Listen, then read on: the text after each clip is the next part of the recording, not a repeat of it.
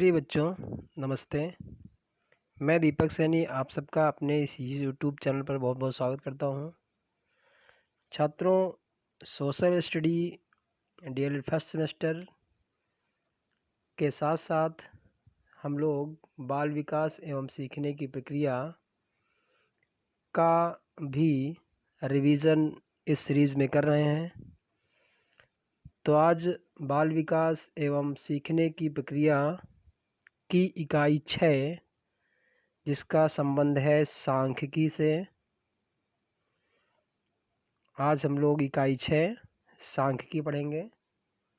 बाल विकास एवं सीखने की प्रक्रिया का ये 6वां यानी 6ठी इकाई है, 6वीं यूनिट है। इसमें हम लोग मुख्य रूप से सांख्यिकी का अर्थ, सांख्यिकी की परिभाषाएं एवं महत्वपूर्ण परीक्षा उपयोगी प्रश्न, बहुविकल्पीय प्रश्न, अतिलघु उत्तरीय प्रश्न पढ़ेंगे। छात्रों, ये बाल विकास एवं सीखने की प्रक्रिया की अंतिम यूनिट है। इस क्लास के बाद आपका ये बाल विकास का संपूर्ण कोर्स हो जाएगा, संपूर्ण रिवीजन हो जाएगा। इसके बाद हम लोग सेकेंड सेमेस्टर की कक्षाएं पढ़ेंगे।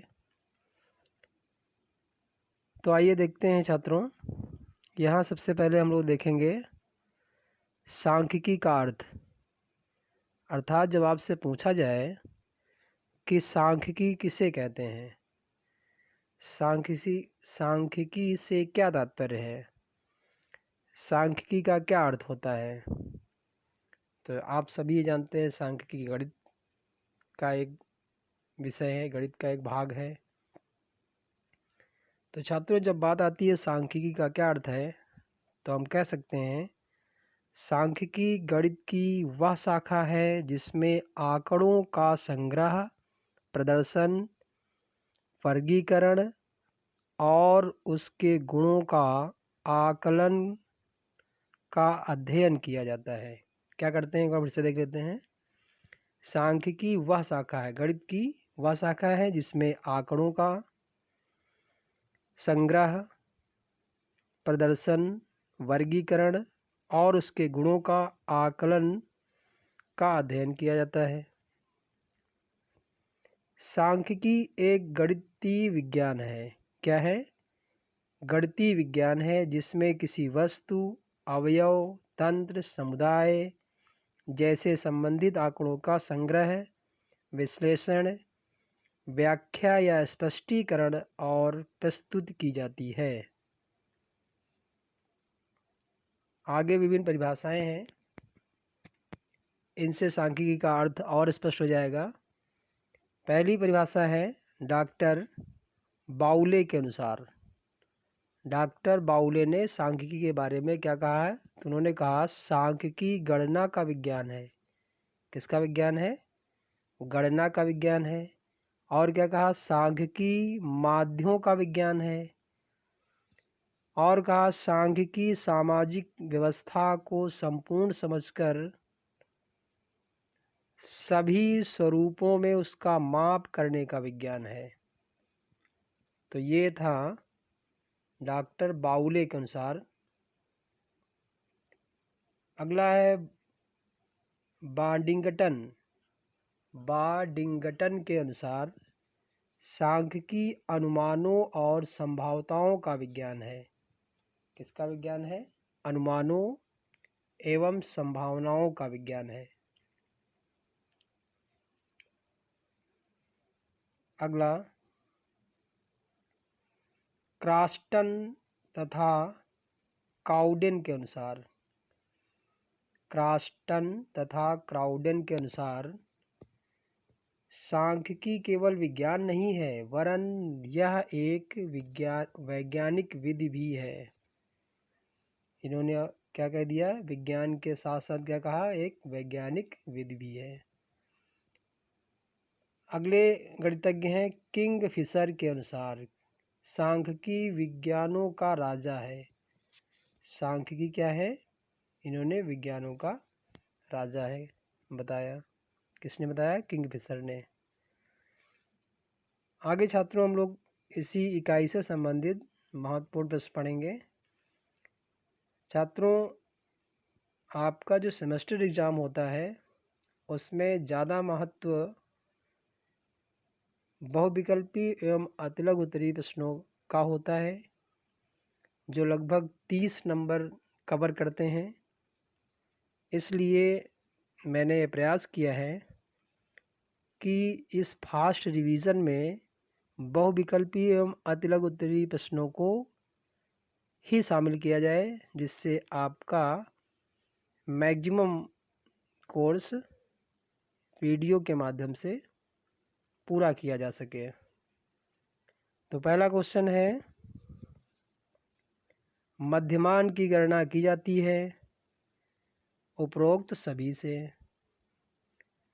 जब वितरण सामान्य होता है, जब शुद्धता तथा विश्वसनीयता की आस्था होती है, जब प्रत्येक आंकड़े को महत्व देना होता है, उपरोक्त सभी। तो आंसर क्या होगा? उपरोक्त सभी। अगला क्वेश्चन है, प्राप्तांकों के समूह का वह बिंदु जिसके नीचे समूह के आधे प्राप्तांक होते हैं और उसके ऊपर आधे प्राप्तांक होते हैं कहलाता है, क्या कहलाता है? मध्यांक कहलाता है। यानी समूह के नीचे आधे प्राप्तांक होते हैं और ऊपर आधे प्राप्तांक होते हैं, उससे क्या कहते हैं? मध्यांक कहते हैं। अगला क्वेश्चन, सांख्यिकी की आवश्यकता होती है छात्रों के लिए, शिक्षकों के लिए, नियोजनों के लिए, चौथा है इन सभी के लिए। तो आंसर क्या होगा? इन सभी के लिए। अगला क्वेश्चन है, दोबारा रिपीट हो गया छात्रों, आगे देख लेते हैं। सांख्यिकी अनुसंधान का एक उपकरण है जिसका संबंध आंकिक तथ्यों के संग्रह एवं व्याख्या की विधियों से है। कथन किसका है? टाटे के अनुसार। किसका कथन है? टाटे के अनुसार। अगला क्वेश्चन, पदों के योग में पदों की संख्या से भाग देने पर जो प्राप्त होता है कहलाता है माध्य कहलाता है।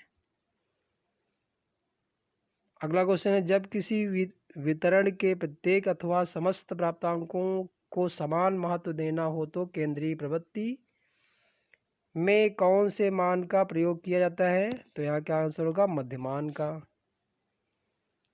अगला क्वेश्चन है, आरोही या अवरोही क्रमों में पदों को रखने का मध्य पद का मुख्य मध्यांक कहलाता है। यह परिभाषा किसने दी? यूल और किंडाल ने। किसने दी? यूल और किंडाल ने। अगला क्वेश्चन है, सांख्यिकी की उपयोगिता होती है शिक्षा में, चिकित्सा में, व्यापार में, इन सभी में। आंसर क्या होगा छात्रों? इन सभी में। अगला क्वेश्चन है, केंद्रीय प्रवृत्ति का मान नहीं है मध्यमान, माध्यिका, बहुलक, प्रसार। तो क्या है?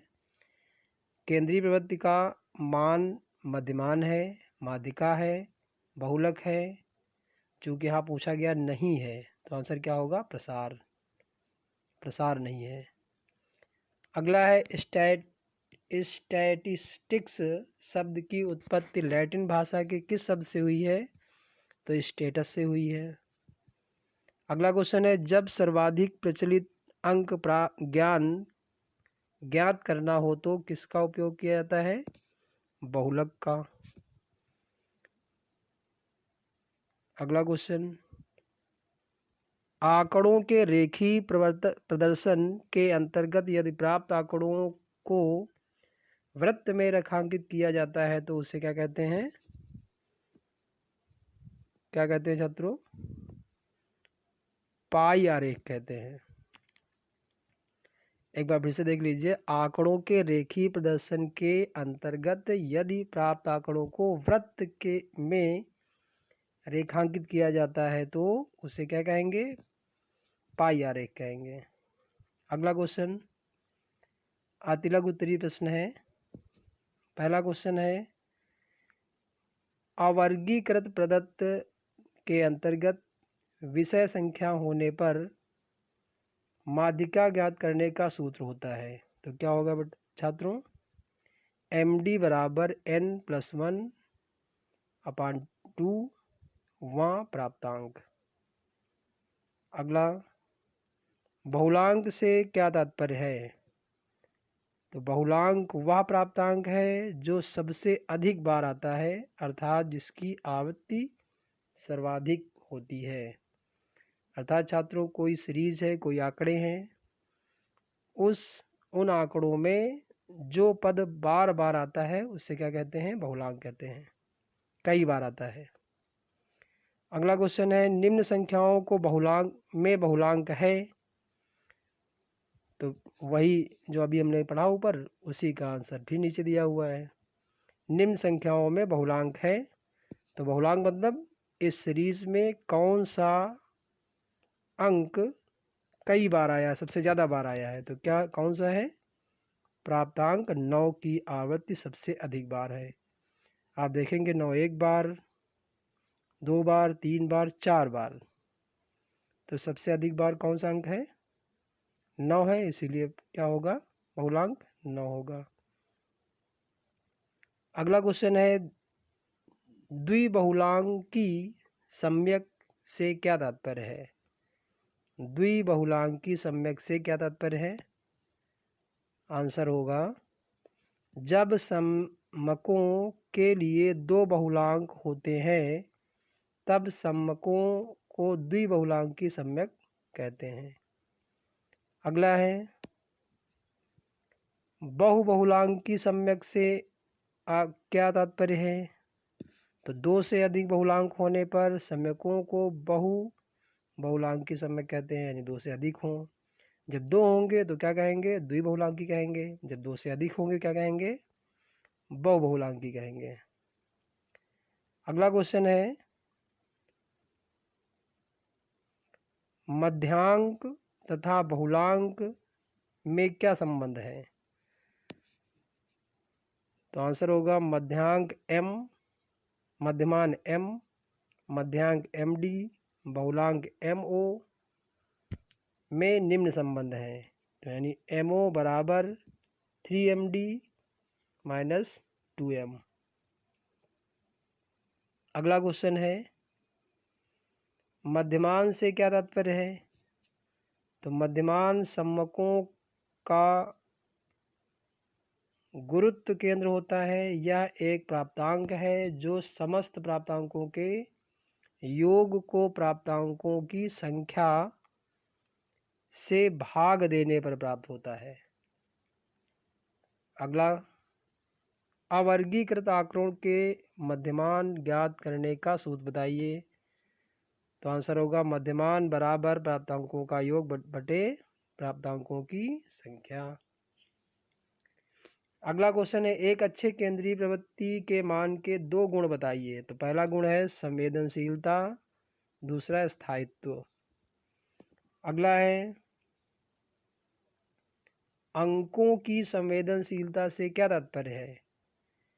अंकों की संवेदनशीलता से तात्पर्य है, अंकों की संवेदनशीलता से अभिप्राय प्राप्तांकों के मानों में परिवर्तन होने का केंद्रीय प्रवृत्ति के मानों पर प्रभाव पड़ता है।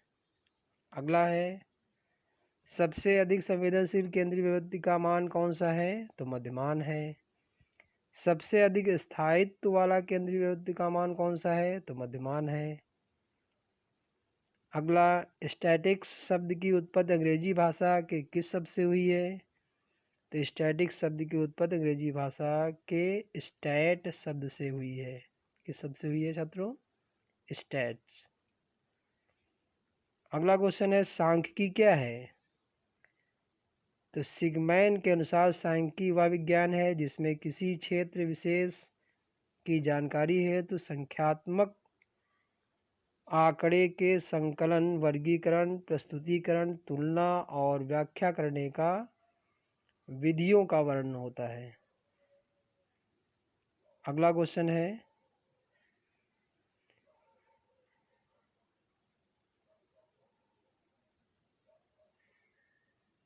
सांख्यिकी में सारणीयन का क्या अभिप्राय है? सारणीयन का क्या अभिप्राय है? तो सांख्यिकी में सारणीयन से तात्पर्य आंकड़ों एवं उनके संबंधित गणनाओं को लंबवत एवं क्षैतिज रेखाओं से बनी